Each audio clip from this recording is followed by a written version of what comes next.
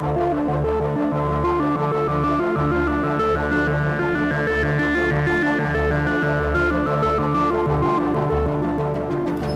info, Nicolas Sarkozy vient d'être libéré aujourd'hui lundi 10 à 14h.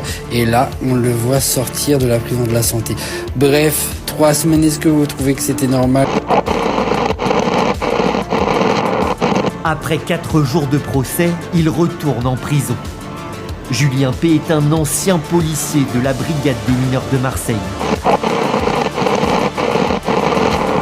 Entre 2014 et 2017, Gérald Darmanin est maire de la ville de Tourcoing dans le Nord. Il est sollicité par une habitante qui souhaite être relogée. Il lui aurait alors répondu par des avances à caractère sexuel.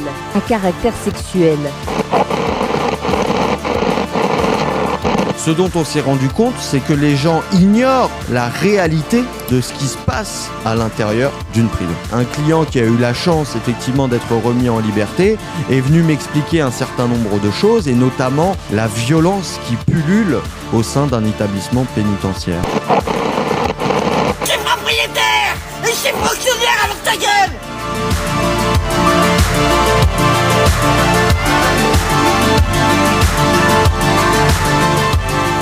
Bienvenue dans le point info de 94 degrés à l'ombre. L'émission diffusée chaque dimanche sur les ondes rennaises dans le but de lutter contre toute réforme d'enfermement. Actualité carcérale, textes, témoignages, discussions politiques. Cette seconde partie met en lumière les violences de la privation de liberté. Participe toi aussi à l'émission en nous contactant par mail au 94 degrés à l'ombre @protonmail.com, par téléphone au 02 99 52 77 66 ou sur la page Facebook de l'émission 94 degrés à l'ombre. Si tu veux te joindre aux luttes anticarcérales, tu es le bienvenu dans les studios de Canal B, tous les dimanches de midi à 14h. Retrouve ce point info sur les plateformes comme Spotify, YouTube, Deezer et bien plus encore. Et écoute l'intégralité de notre émission sur canalb.fr dans laquelle nous diffusons des dédicaces entre des personnes détenues et leurs proches. Bonne écoute à toutes et à tous. Et donc on rentre maintenant dans ce premier point info qu'on va aborder. Il nous reste un quart d'heure à peu près. Voilà, j'espère qu'on va réussir à être concis et à pouvoir quand même vous donner un minimum d'informations et de faits. Voilà. Alors moi, les deux thèmes, on n'avait pas trop de thèmes en fait quand on a préparé l'émission, mais les deux thèmes un peu qui me sont venus en tête sur de l'actualité récente, c'est l'invasion hier du Venezuela par les États-Unis et notamment la capture du président Maduro et de sa femme. Président dictateur, hein, je pense quand même Maduro. Voilà, je crois qu'il est resté quand même longtemps après la fin de son mandat. Et on va aussi également, je vais juste vous faire une petite recommandation tout à l'heure d'une vidéo. Voilà, et si j'ai le temps, j'aborderai un petit dernier sujet. N'hésitez pas à rebondir sur ce que je vais dire si vous avez envie, si vous avez besoin de compléter, de vérifier des informations ou quoi. Et en ce qui concerne la vidéo que je vais vous recommander, je vous la passerai tout à l'heure sur le Facebook. Enfin, voilà, vous pourrez la retrouver sur le Facebook. Du coup, pour celles et ceux qui n'ont pas suivi, hier, le 3 janvier, donc samedi, il y a eu une opération militaire qui s'est déroulée donc dans la capitale du Venezuela et en gros le président Nicolas Maduro, il s'est fait capturer par les services secrets américains quoi. Et donc soi-disant sous couvert de lutte contre le narcotrafic. Donc on le voit, hein, la lutte contre le narcotrafic, elle se fait partout dans le monde, pas que en France. Et en tout cas l'instrumentalisation de la lutte contre le narcotrafic, plutôt, elle se fait partout dans le monde. Dans le sens où Donald Trump en fait a justifié la capture du président Nicolas Maduro, qui du coup faire des trucs comme ça au regard du droit international, c'est complètement illégal. Hein, c'est une violation du droit interne, des principes internationaux. Et donc voilà, Donald Trump, ce qu'il lui reproche, c'est notamment d'avoir été à la tête du coup du crime organisé, du narcotrafic, et que donc c'est pour le bien de sa population et c'est qu'il a été donc capturé. Donc hier, il était en transition pour les États-Unis. Je crois qu'il va être jugé en fait aux États-Unis et donc il sera peut-être incarcéré également aux États-Unis. Ça, je ne sais pas. Mais moi, ce que je trouve intéressant à souligner, en tout cas dans ce fait récent là qui vient d'arriver, dans la capture de Maduro, c'est à quel point les États-Unis en fait sont restent dans la lignée de leur politique impérialiste, comme ils l'ont fait déjà par le passé, comme ils l'ont fait en Afghanistan, comme ils l'ont fait en Irak. Voilà. Et là, soi-disant, c'est on capture votre président parce que c'est un narcotrafiquant, et derrière, on va remettre la démocratie dans votre pays, patati patata. Pour moi, c'est complètement faux dans le sens où l'intérêt premier de Trump là-dedans, c'est le pétrole. Le Venezuela, je ne sais pas si vous le savez, mais c'est une grande puissance, c'est un État qui a énormément de réserves de pétrole en son sol, et du coup, ça a un énorme intérêt pour les Américains. Notamment à travers l'invasion du Venezuela, Trump a dit qu'ils allaient récupérer la main sur les infrastructures pétrolières,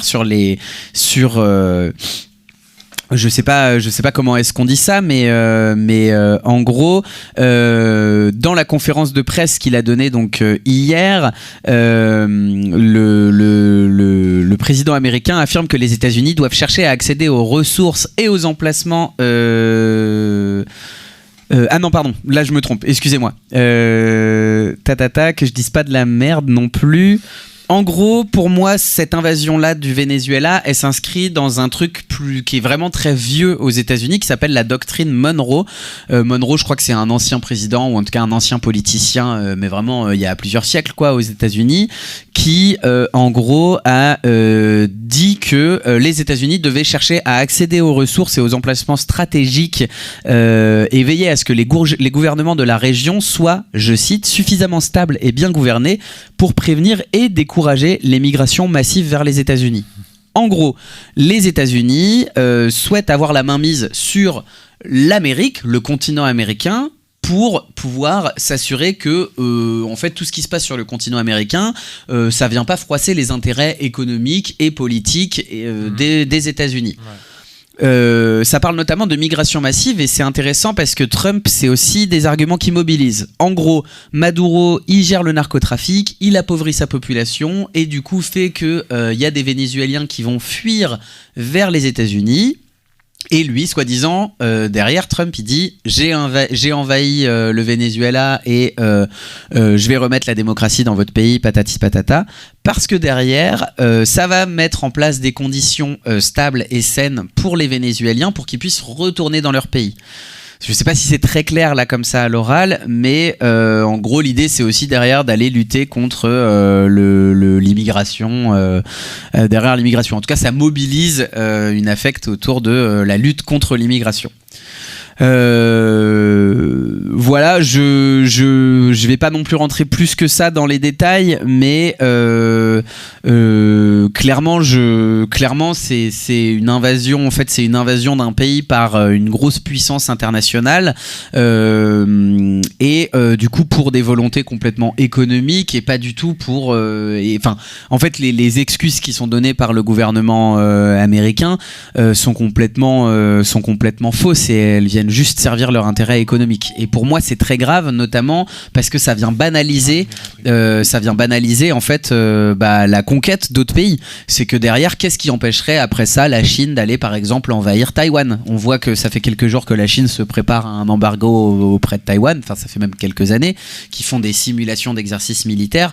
En fait, notamment, je pense, quand les États-Unis s'autorisent à faire ce genre de truc-là, derrière, on sait que ça va banaliser tout un tas de comportements. Donc, moi, je trouve ça juste très grave. On est dans une période aujourd'hui où on va tous les jours, tous les mois, toujours un petit peu plus loin dans l'inhumain, et dans le fascisme, parce que c'est clairement du fascisme. Et d'ailleurs, je trouve le fait qu'il y ait à répétition des événements comme ça aussi graves. Donc, je parlais de la Chine avec Taïwan. mais ça peut être aussi toutes les escalades militaires qu'on va entendre entre la Russie et l'Ukraine, enfin même les massacres, entre tout ce qu'on entendait aussi sur le massacre de la population palestinienne, enfin le génocide. Et voilà, tous ces faits qui sont graves, mais qui sont incessants. C'est que toutes les semaines, en fait, il y a toujours des nouveaux trucs. Il y a aussi des trucs, entre guillemets, considérés comme moins graves, d'attaque au droit, au financement des associations, voilà, enfin, ou Brigitte Macron qui va dire les petites connes, ou je sais plus quoi, enfin, les emmerdeuses, je sais plus exactement ce qu'elle dit, mais bref. Voilà. Tout ça, ça vient nous parasiter l'esprit. En fait, tout ça, ça vient rajouter des couches et des couches et des couches d'informations. Et ça, les fascistes, ils se régalent de ça. C'est que, en fait, notre cerveau ne peut plus suivre. On n'est plus en capacité de suivre des informations qui sont constamment graves, qui sont constamment émotionnellement prenantes. Et du coup, ça vient nous perdre, ça vient nous perturber. Et moi, je trouve ça hyper triste. Et voilà, donc renseignez-vous, essayez de regarder un petit peu ce qui va se passer au Venezuela les prochaines semaines. Essayez aussi de vous poser la question, c'est quoi l'intérêt des États-Unis là-dedans, dans le fait d'aller envahir un pays et d'aller destituer son président.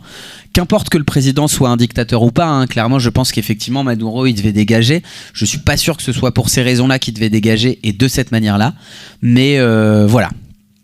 J'ai beaucoup parlé, je sais pas si c'était clair, n'hésitez pas à me dire aussi, à préciser, parce que je peux partir dans des tirades aussi sans m'en rendre compte. Ça reste un événement en plus qui est arrivé hier, donc je suis pas non plus méga renseigné. Mais voilà ce que j'avais à en dire, et je voulais aussi faire le lien du coup avec la doctrine Monroe dont j'ai parlé tout à l'heure, qui est un truc qui est vieux comme le monde, hein. C'est juste voilà comment on appelle ça, le continent de l'Amérique, c'est la chasse gardée des États-Unis. Chasse gardée, c'est juste en gros, c'est à nous quoi. On décide de ce qu'on fait là-bas, et c'est pour ça que la CIA pendant des années a organisé des coups d'État dans des pays d'Amérique latine pour maintenir une certaine forme d'instabilité, pour qu'il y ait des dirigeants de pays d'Amérique latine qui soient des amis des États-Unis, qu'importe les gouvernements, démocrates ou républicains. Donc voilà, on est encore dans des logiques coloniales, on est encore dans des logiques impérialistes de la gestion du pouvoir, de la gestion des relations internationales. Donc voilà, on voit que ça ne bouge pas, ces choses-là. Ensuite, juste si vous avez des questions, n'hésitez pas à les poser, n'hésitez pas à regarder en vrai sur France Info, là il y a pas mal de chaînes qui en parlent. On voit d'ailleurs que le président français dans ses dernières déclarations, il est quand même très fuyant, très craintif d'aller critiquer ce qu'a fait le président Trump. Donc voilà, on voit aussi la complaisance des États européens, je crois qu'il y a l'Union européenne, ou en tout cas une institution européenne aussi qui a été plutôt en faveur de la capture du président Maduro, et que c'était une très bonne nouvelle pour la démocratie, et patati et patata. Enfin voilà, des trucs assez graves. Voilà, je vous invite à vous renseigner. Je pense que ce sera de toute manière beaucoup plus clair que ce que moi j'ai à vous en dire, parce que, encore une fois, je m'y connais très peu sur le sujet, mais c'est quelque chose qui m'a marqué hier. Merci pour cette intervention, Gas. Et puis je tenais aussi dans le même registre en fait à redire en fait qu'il y aura une intervention de Horizon Palestine courant février, et voilà, ils vont venir en studio.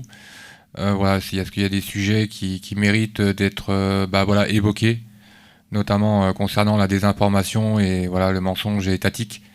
Donc voilà, il y aura Horizon Palestine qui va venir ici dans 94 degrés, voilà, et ça sera étalé sur plusieurs dimanches. Donc voilà, on n'a pas encore les dates, mais on vous les fournira dès que ce sera plus précis. Les membres d'Horizon Palestine qui sont très au courant aussi de comment fonctionne l'impérialisme à travers le monde, l'impérialisme occidental, l'impérialisme israélien, qui est occidental de toute manière. Mais ok, effectivement, merci d'avoir précisé ça. Ouais. En tout cas, hâte de les avoir en studio pour échanger avec eux et s'informer sur la cause palestinienne. Carrément.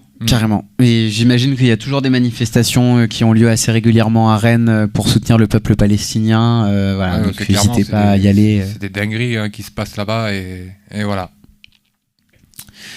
Dans un autre registre, là je vois qu'il nous reste 5 minutes, je voulais vous recommander une vidéo sur le non-sens de la peine. Une vidéo qui est un entretien sur Blast. Blast, c'est un média de gauche qu'on peut retrouver sur YouTube. C'est donc un média gratuit, hein, bien sûr. Ils font plein de vidéos de plein de styles différents. Et là, celle-là, c'est un entretien entre Denis Robert, donc, qui est journaliste et cofondateur de Blast, et Geoffroy de Lasagnerie. Pardon, je le dis comme ça parce que c'est un nom à particule, mais c'est pas. Enfin, en tout cas, il tient pas des discours d'aristocrate. Et donc, Geoffroy de Lasagnerie, c'est un philosophe, un sociologue, un théoricien, et c'est aussi un empêcheur de penser en rond. Je crois qu'ils le décrivent comme ça. Son dernier ouvrage, il s'appelle Par-delà le principe de répression. Il est sous-titré 10 leçons sur l'abolitionnisme pénal. Et en vrai, c'est trop intéressant. Le type est donc en soi, j'ai envie surtout de vous parler de son bouquin, mais je ne l'ai pas lu. Donc je vous redirige vers cette vidéo-là que j'ai vue, qui dure quand même 1h47. Hein, c'est un petit truc. C'est vraiment une discussion, mais un gros truc, 1h47. Oui, c'était un euphémisme. Effectivement, c'est un gros truc. Mais c'est une discussion. C'est plutôt bien rythmé, c'est plutôt bien filmé. Et en fait, moi, ce que j'aime beaucoup chez Geoffroy de Lasagnerie, c'est la pédagogie avec laquelle il explique le non-sens, l'aberration que c'est que de fonctionner encore sur de la peine, en fait.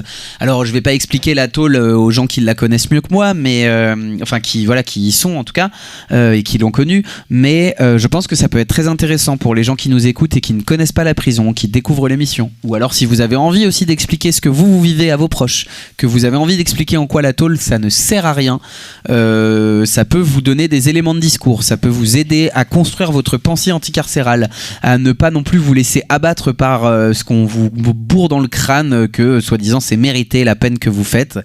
Toutes les institutions depuis des siècles ont déjà commencé à changer. Toutes les institutions, l'école, l'hôpital, l'Assemblée nationale, les gouvernements, tout un tas d'institutions qui façonnent notre société ont énormément changé en dizaines d'années, en siècles même ces derniers temps. La prison, c'est un truc qui, depuis que ça existe, n'a quasiment pas bougé, n'a quasiment pas été remise en question. Et c'est notamment sur ce point de départ-là que part Geoffroy de Lasagnerie, et il vient expliquer son histoire et son non-sens, et à quel point il faut absolument que ça change, et à quel point aussi la prison vient organiser le crime qui serait légal et illégal. Enfin, du coup, pas forcément le crime, mais voilà, ça vient dire ce qu'on a le droit de faire et ce qu'on n'a pas le droit de faire, et ça vient pas pour autant juger de ce qui est moral ou immoral, parce qu'il y a des choses complètement immorales qui sont légales finalement, et donc voilà, ça vient un peu décortiquer tout ça. Ça vient aussi expliquer en quoi la tôle s'attaque surtout aux pauvres et aux personnes qui subissent le racisme et tout un tas de discriminations. Enfin voilà, il vient questionner nos certitudes sur la peine, il vient chambouler un peu notre vision de tout ça. C'est quelqu'un qui a beaucoup d'exemples aussi, notamment de par son bagage théorique, donc voilà. Et lui, il est bien évidemment partisan d'une déconstruction de l'institution pénale, de vraiment réfléchir au-delà du sens de la peine, au-delà de la peine, parce qu'il pense que ça ne sert à rien, et moi je le rejoins un peu là-dessus. Voilà, je vous invite fortement à lire la vidéo, à regarder la vidéo. La vidéo s'appelle Répression, la stratégie de l'État pour produire toujours plus de délinquance, et à lire son bouquin. D'ailleurs, je souhaitais rebondir sur un élément que tu as évoqué, notamment tu sais, cet état de fait que tu évoquais, que la prison n'a pas évolué en fait, et je dirais même c'est pire que ça, puisque pour l'avoir vécu, ça s'est même dégradé. Donc au lieu d'avoir des conditions de détention plus humaines qui s'améliorent, voilà, en faveur de la reconstruction, parce qu'il suffit pas de réprimer, il faut savoir aussi accompagner les détenus et savoir leur donner des bonnes clés en fait, pour ne pas qu'ils récidivent, et s'assurer en fait de leur insertion après la détention. Et clairement en fait c'est clairement un sentiment d'abandon en fait de l'État qui laisse moisir ces détenus, surtout je pense ceux à condamner à de longues peines, qu'on laisse moisir pendant X années en détention, et qu'on vient s'inquiéter que la dernière année en fait voilà, de leur libération, alors qu'il y a des choses qui auraient pu être mises en place bien avant. Et voilà, c'est toujours les grosses peines en fait qui se sentent lésées. Alors je dis pas que les petites peines ont plus accès à des aménagements de peine et tout, mais quand on voit que sur des peines de, je vais dire un exemple, mais sur une peine de 15 ans, vous faites 13 ans plein, 12 ans plein, souvent, c'est vraiment en toute fin de peine, voilà, quand il vous reste 1 an, et encore, je suis gentil, il y a des gens qui sortent de longue peine en sortie sèche, quoi, Ouais. sans aucune proposition d'aménagement et tout. Voilà, il faudrait penser aussi à ça dans les centres de détention et les centrales pour pouvoir alléger en fait la surpopulation carcérale. Bah ouais, merci en vrai d'avoir complété effectivement avec ce que tu disais. Je suis désolé, je te faisais un petit signe pour dire qu'il fallait couper parce qu'il y a la sieste qui vient de commencer et que c'est pas ouf de couper les émissions des autres. Donc je pense qu'on peut se dire au revoir là-dessus. Ouais, au revoir. Voilà, prenez soin de vous, on vous partage la vidéo sur le Facebook. À la semaine prochaine. Bon dimanche, bonne année. Nick Latol et à bientôt. Et à bientôt. Salut, ça m'a fait plaisir de vous revoir.